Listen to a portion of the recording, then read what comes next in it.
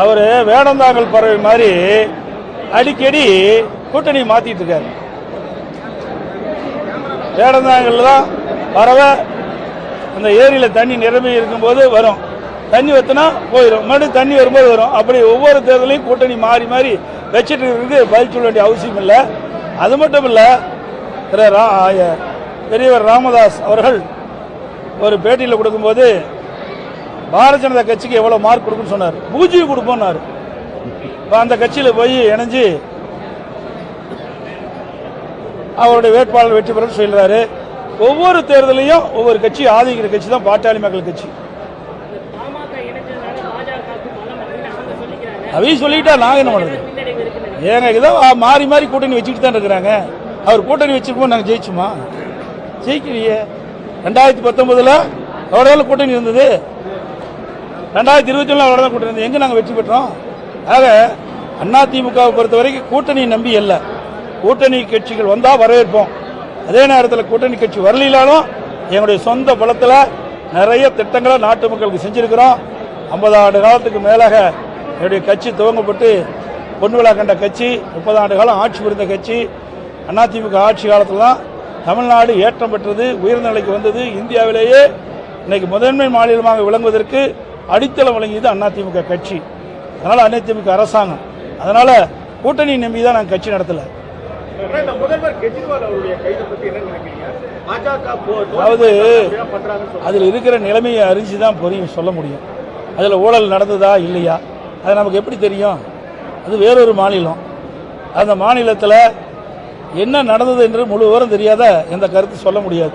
நாளைக்கு ஏதாவது ஒரு கருத்து சொல்லி அவர் ஏதாவது அங்கே ஏதாவது ஒரு தவறுகள் நடந்திருந்தாலோ இல்லையோ, தவறு நடந்திருந்தா தவறு, தவறு நடக்கலைன்னா தப்பு, அரெஸ்ட் பண்ணுது.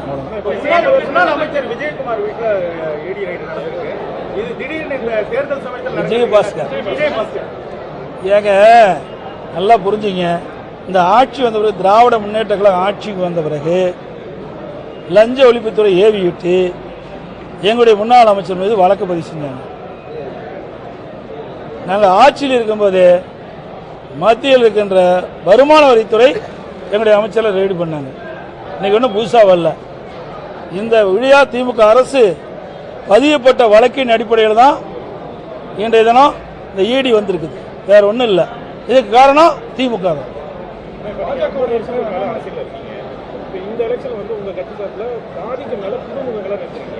களம் எப்படி இருக்கும்? நீங்க என்ன மாதிரி ஸ்ட்ராட்டஜி பண்ணணும்? எங்க நான் கூட புதுமுகமாக தான் நின்ன போது 33 வயசுல. ஆமாங்க, புதுமுகம்னா தான் வெளியில் வர முடியும். இப்போ நான் நிற்கும் போது புதுமுகம் தானே. எனக்கு முன்னால் பல பேர் இருந்தாங்களே, என்னோட சீனியர் பல பேர் இருந்தாங்க. அப்போ எனக்கு அந்த வாய்ப்பு கொடுத்தாங்க.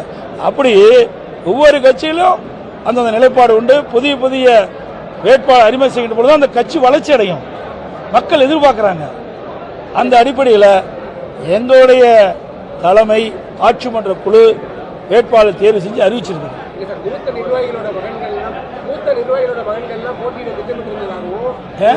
மூத்த நிர்வாகிகளோட மகன்கள் எல்லாம் போட்டியிட திட்டமிட்டிருந்ததாகவும் தோல்வி பயத்தினாலதான் இந்த மாதிரி புதுமுகங்களை அறிமுகப்படுத்திருக்காங்க அப்படின்னு எதிர்க்கட்சிகள் குற்றச்சாட்டு வைக்கிறாங்க. நீங்க கற்பனையான கேள்விக்கு நான் என்ன பதில் சொல்ல முடியும்? எங்களெல்லாம் அப்படி இல்லையே. எங்களுடைய முன்னாள் எம்எல்ஏ குமரகுரு நிற்கிறாரு, பவுன்ராஜ் மகன் நிற்கிறாரு, ஜெயவர்த்தன் நிற்கிறாரு. எங்களுக்கு நிற்கிறாங்களே, நிற்கலாம் கிடையாது. யாருக்கு தகுதி இருக்குதோ அதை ஆட்சி மன்ற குழு தான் முடிவு செய்யும். தனிப்பட்ட முறையில் நாங்கள் முடிவு செஞ்சு அறிவிக்கல.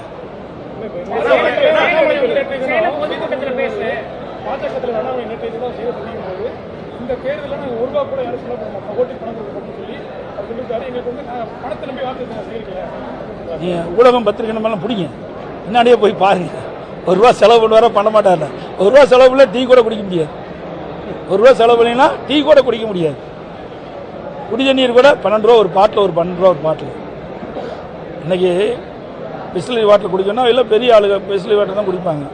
ஆனால் ₹12 ₹15 போட்டு தான் விலை வாங்கி தான் குடிப்பாங்க. அதெல்லாம் ஒரு பத்திரிக்கை செய்திக்காக வர்றதை ஒழிய ₹1 கூட செலவு பண்ண முடியும்னு சொல்றதெல்லாம் தவறானது.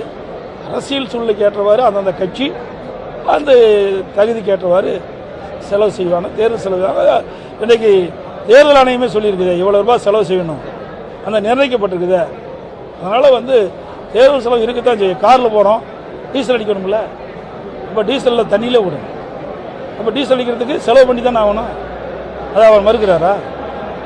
எல்லாம் வந்து வேணுமென்றே திட்டமிட்டு உங்களை செய்தி ஒரு பரபரப்பான செய்தி பத்திரிகையில் ஊடகத்திலையும் போடுவீங்க. நீங்கள் இப்போ அவர் கேட்கல, அவர் சொல்ல கட்டிதாலும் பரபரப்பான செய்தி என்ன கேள்வி கேட்குறீங்க? அதுக்கு இது உதவும்.